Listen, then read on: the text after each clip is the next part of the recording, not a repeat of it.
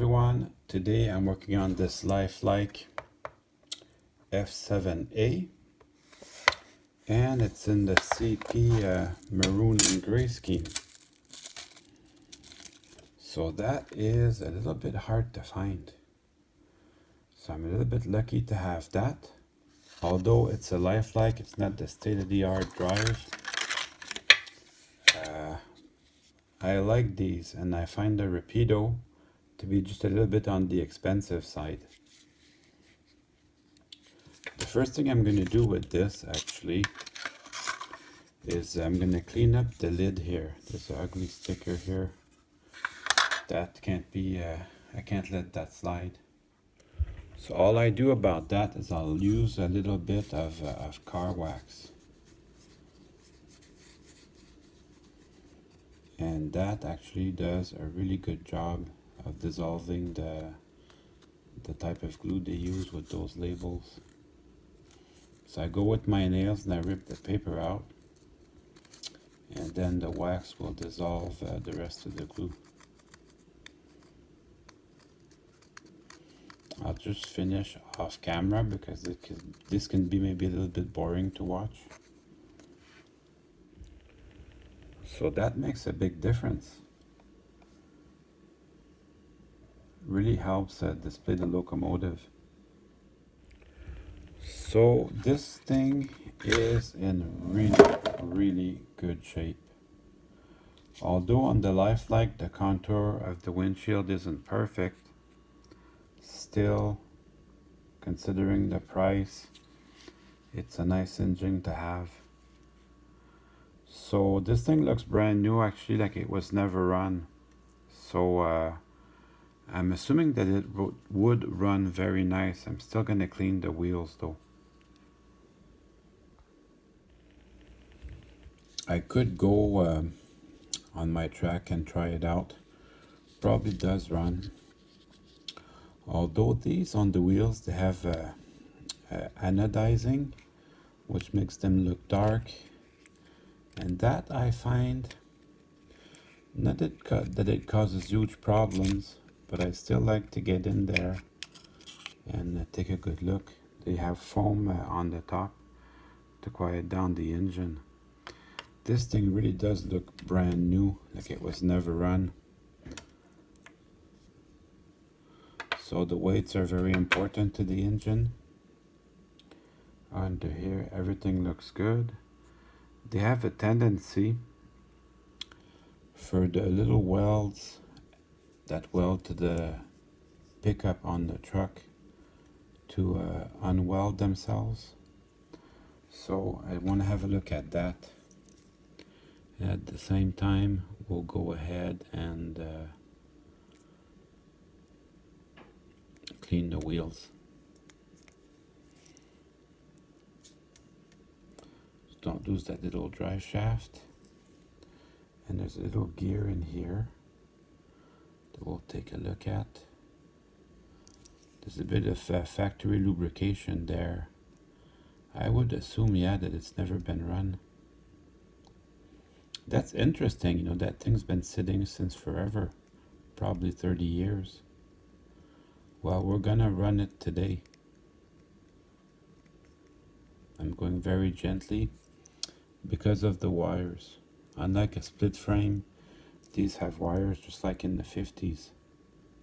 So I cannot remove this because the wires are soldered with the truck. So what I have to do, I have to shimmy the side frames over the side. It's nice to have the video, that way I can go back and look if I forget how things were put together. So I'll just slide this over and then release the back part, and then I can shimmy it around.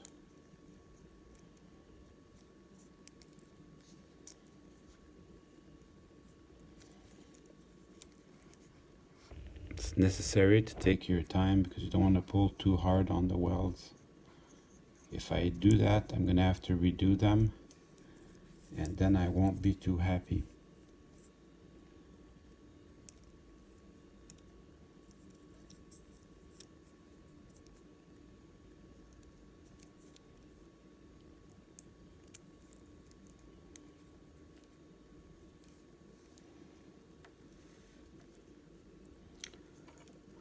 almost there.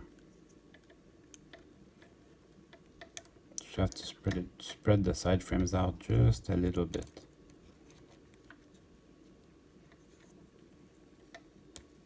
So here we go, side frames are out, and my soldering points are still intact. Oh, maybe not. Maybe not. This little red guy seems to be giving me problems. So here we go, I'm gonna have to redo that. And let's take a look at the other side there. This one still looks good. So now what I do to get to the wheels, I'll just pry them out very gently, and then I can clean them.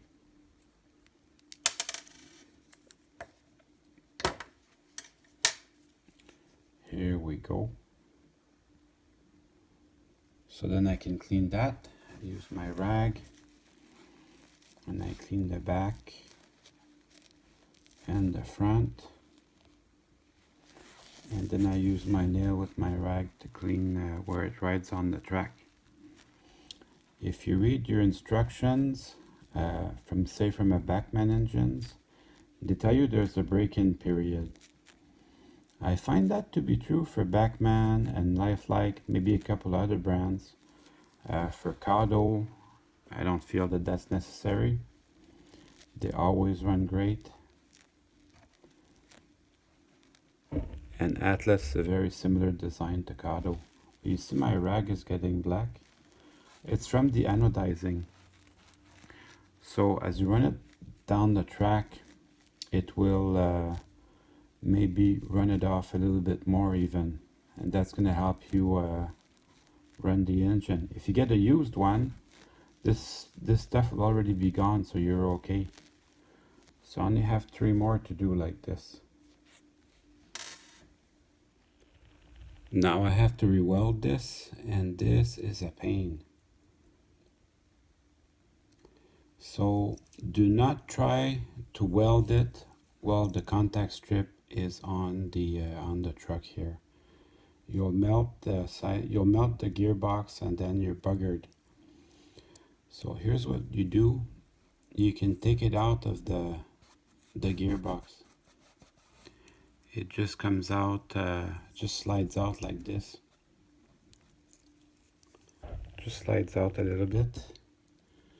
And we'll also take the other one out of the gearbox. I don't think I need to work on this, but just to give me a room to work. I definitely need room to work. So here we go. Now I can take my gearbox out. And now I have access to my wires, so I can heat them up without melting the gearbox. I find it difficult to do the soldering on camera because it's very small parts and I have to focus. Now I'm ready to put everything back together. I'm gonna slide the 2 contact strips right back to where they go. And that I can do on camera because it's not really very hard. I haven't put my tools away because I have to do the same thing from the other side. So this one, the factory soldering was good. That stayed together. That's probably why it was parked like that for 30 years. That explains a lot. That's why it looks so new even after 30 years. I mean, is it worth fixing these locomotives? Yeah, I think so. And you can, although, be very, very careful when you look at this. Make sure the 2 contact strips don't touch each other. Because if they touch each other, it's going to create a short circuit, and you don't want that. That would be bad. I can just stick this in here for the time being. I'm going to put my wheels back on after I clean them. So these, actually, I'm not going to use my Macro Trains gauge, wheel gauge and height gauge, because I want them to be further in than the perfect gauge, because they're a little bit wider than the standard wheel. So that means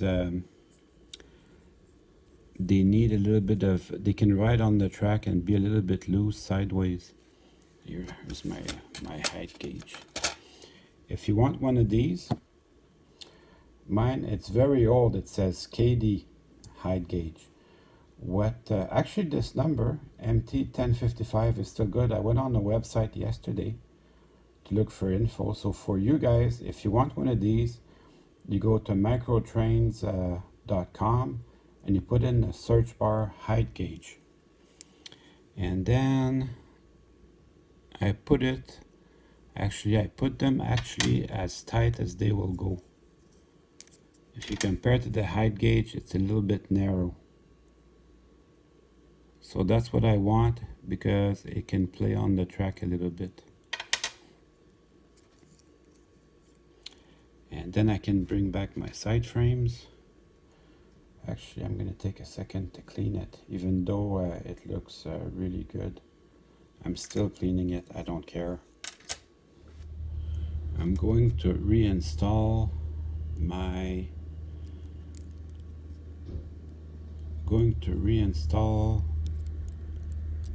side frames.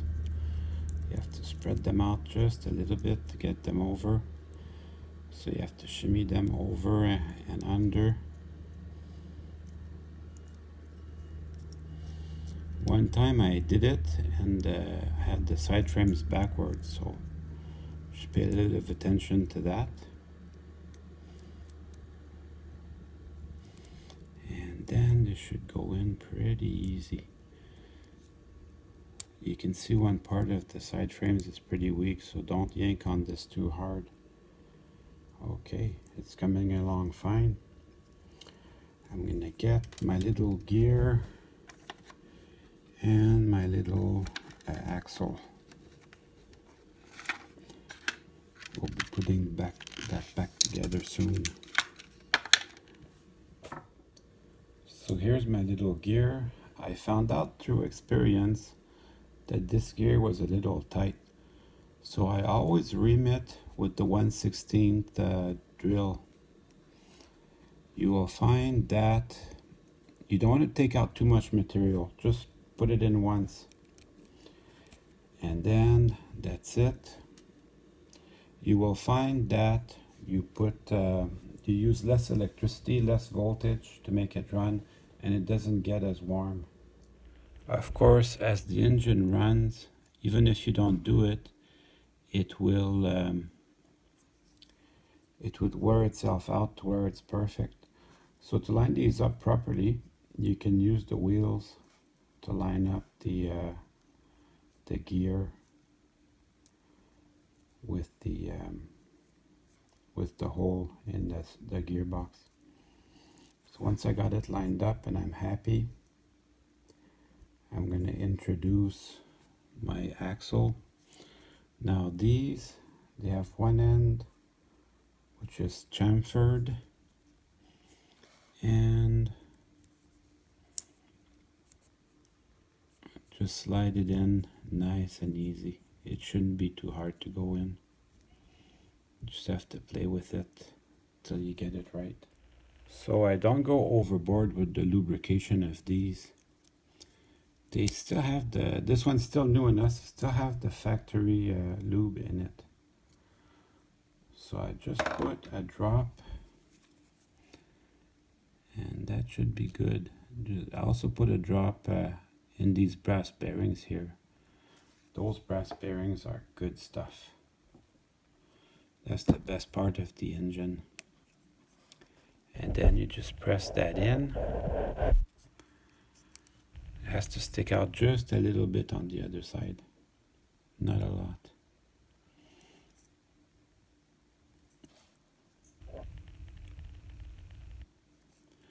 And then once you have it, that you're happy, you can just put the gearbox lid back on And then I'll do the exact same thing on the other side. Okay, so this is coming together nicely. Perfect. Now I'm gonna see what it's like on the bench. So that looks pretty good to me.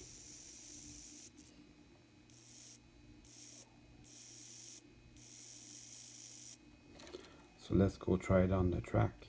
Very important before you try it on the track to put the weights back on.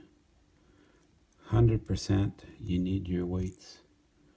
And there's a little place for the bulb to go for the front. You can see there's a little place for the wires to go on the side. That'll prevent them from touching your drive shafts. So that to this little wire placement, you have to be mindful of that. Okay, we can go on the track now. I actually think it does need some breaking in, so I'm gonna run it for a little bit like that, 15 minutes, let it cool down, and then another 15 minutes. They are good pullers, they can pull long trains, no problem. So that was the right thing to do. It certainly helped quite a bit.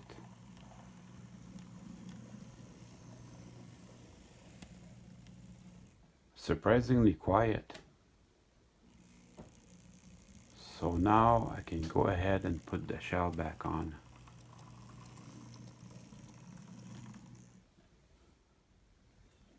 So just make sure all your wiring is out of the way. And then make sure you pass the little coupler through the pilot hole. Very important.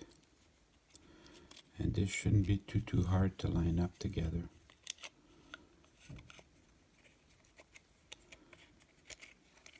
Then it'll fall right in place.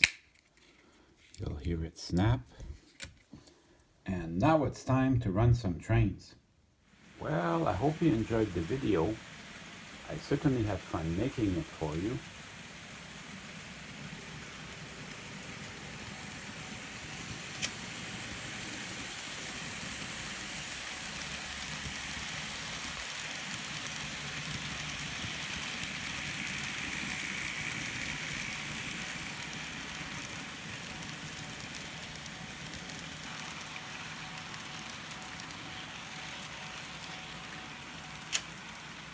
See you soon.